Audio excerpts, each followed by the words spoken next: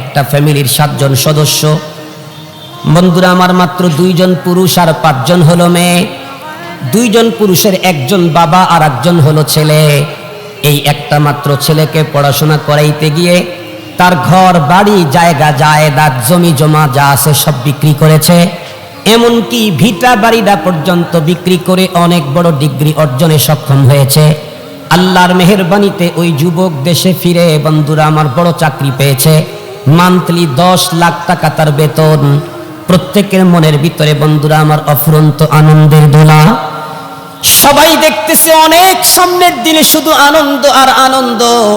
কিন্তু দুঃখের বিষয় হলো 2 থেকে 3 মাস পর্যন্ত চাকরি করার পর একমাত্র কর্মক্ষম 7 জন সদস্যের এই ফ্যামিলির এই ছেলেটাই হঠাৎ করে স্ট্রোক করে মারা গেল। বলুন তো দেখি, এই দুঃখটা সহ্য করার মতো নাকি? কখনোই না। এই কারণে তো বাবা হার্ট ফেল করবে, মা হার্ট ফেল করবে, বোন হার্ট ফেল করবে, ছোট বোন বড় বোন হার্ট ফেল করবে। বন্ধুরা আমার, এর চাইতে আরো বড় কোন কষ্ট আর মুসিবত যদি আমার আপনার জীবনে কখনো টাচ করে, তাহলে কান্না করার অপশন শরীয়তের মধ্যে আছে। চোখের পানি ঝরাইতে পারবো, অনুমতি আছে। হালকা আওয়াজ করে কান্না আবেগগুলি দেখাইতে পারবো, শরীয়তে অনুমতি আছে। কিন্তু বিলাপ করার পারমিশন শরীয়তের মধ্যে নাই।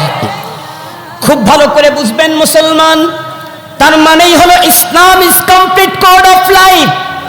মানুষের জীবনের এমন কোন দিক নাই যেখানে ইসলাম তাকে স্পষ্ট নীতিমালা দেয় নাই। এই মুসলিম তরুণ তরুণী খুব ভালো করে বুঝবে, ইসলাম বন্ধুত্ব কার সাথে কায়েম করব এ ব্যাপারেও ইসলাম আমাকে নীতিমালা দিয়েছে।